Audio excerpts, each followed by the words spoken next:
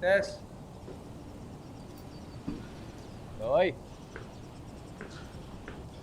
Boy.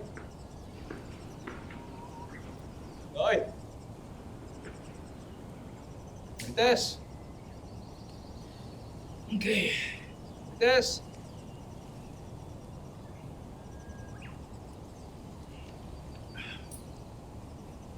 Tess. Tess. Happy birthday to you! Happy birthday, boss. Happy birthday, Daddy! Happy birthday, son! Oh, make a wish and blow your candle.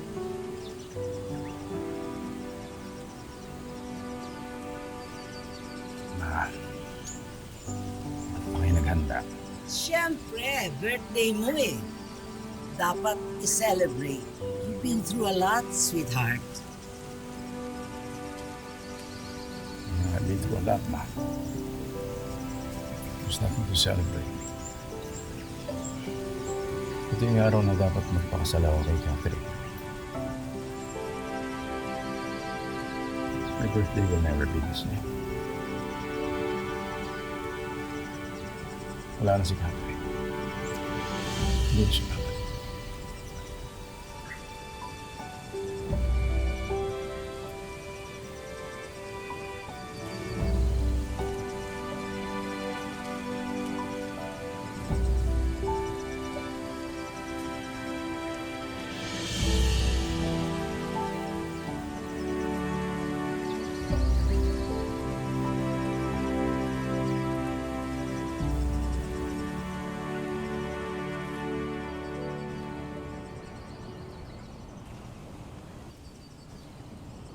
Daddy! May good na po!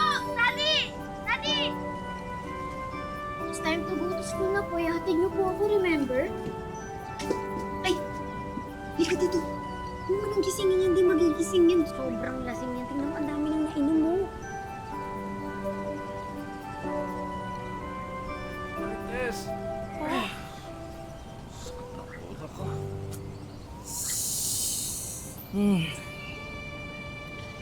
Des, Po? sabi mo si Nick. Sabi mo sa kanya, hatid si Doy.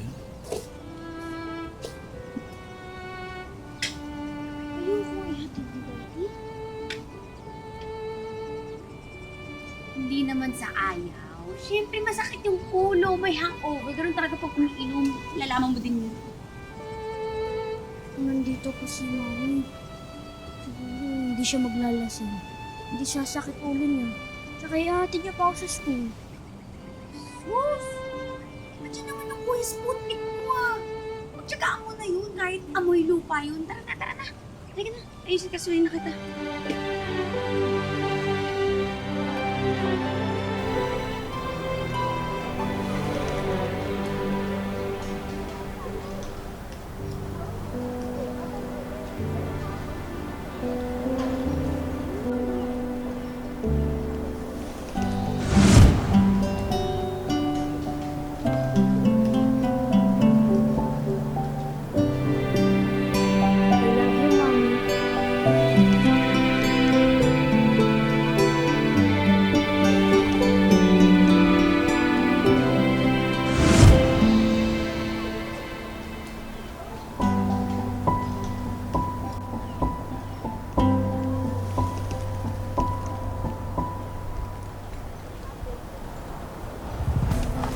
Lad, ibalik mo sa akin yan. Importante sa akin yan. Ano to? Lad, ibalik mo sa akin yan, please. Enjoy yourself, anak. Love, Mommy.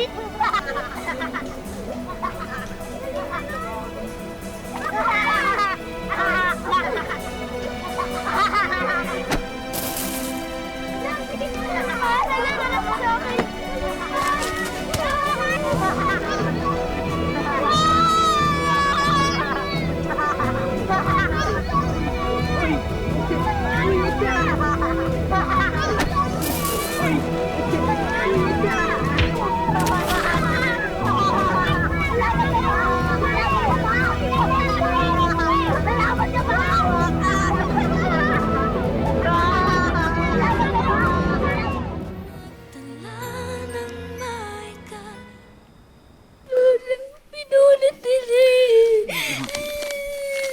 Hindi bali na lang.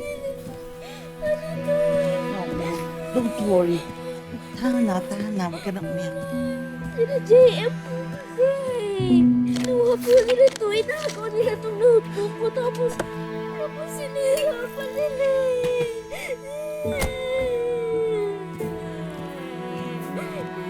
Okay muna. Nakipag-away ka dahil sa notebook. notes po to sa akin ni Mami. Remembrance niya po to eh. Kahit na. Alam mo, dapat hindi mo na lang sila pinatulan. Dapat yung pinabayaan mo na lang. Carlos, binubuli ang anak mo sa school, ano? Alam ka namang hindi niya labanan. Ma, dapat ba lahat ng bagay paglaban? Dapat ba lahat ng bagay makipag-away ka? Malaki na yan. You know, he should learn how to cope. Paano niya malalaman yun? When you're not even there for him. Ako pa nga tinawagan ng teacher dahil hindi ka sumasagot dyan sa cellphone mo. And look at you. May hangover ka na naman. Mabuti pa hindi ko napapapasukin tong apo ko sa eskwelahan. Dito na lang siya, home study. Ma, hindi mo gagawin yan. Hindi mag-home study yan. Paano matututo yung bata kung mag-homeschool yan? Dapat matuto siya. Kailan pa matututo yan? Daddy, bakit di niyo po kasi mag-gets eh? Kung nandito lang po si Mami, maintindihan niya ako. Magtatagal niya po ako kinalat sa JM. Doy, wala na dito, mami mo. Wala na siya. Ako po siya makita ulit. Gusto ko bumalik yung mami ko eh. Yan ang dahilan kung bakit ka in trouble. Dahil lahat ng gusto mo, dapat mangyari. Carlos, huwag mo nang pagalitan ng anak mo. Ma, hindi ko pinagagalitan yung anak ko. Pinangangaralan ko siya. Paano matututo yung bata? Sino-spoil ninyo? O, kita ninyo, oh. Di naman po ako spoiled, brat eh. Hindi ka spoiled, Bart. Anong tawag mo sa sarili mo? Ano yung ginagawa mo? Ikaw itong may gustong magdala ng gamit sa eskwelahan. Pagkatapos pag may nangyari, hindi mo alam ang gagawin mo. Ayaw mo pumasok, di ba? Ikaw itong nangyaya sa mami mo na mag-bike tayo, pero alam mo namang hindi kami okay. So ano nangyari sa mami mo? Wala na mami mo, namatay na siya! Sinisisi mo ba ang apo ko? Uy, Doy! Ikaw talaga? Doy! Pinagsisisihan mo na hindi kayo nagkaayos. Hindi man lang kami nakapag-usap. Tapos binaril pa siya ng gago na yun. Bad trip talaga yung kriminal na yun. Galing magtago. Sino kaya talagang pumatay kay Mang Berto? It's no secret how I've always felt about your son. Pero sa pinapakita na ngayon, is it really worth it na ituloy natin ang partnership na to?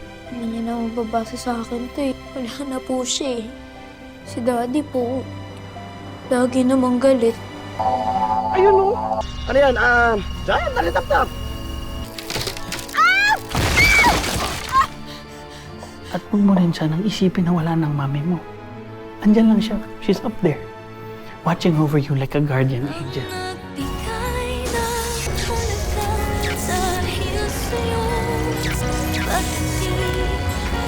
Nabalutan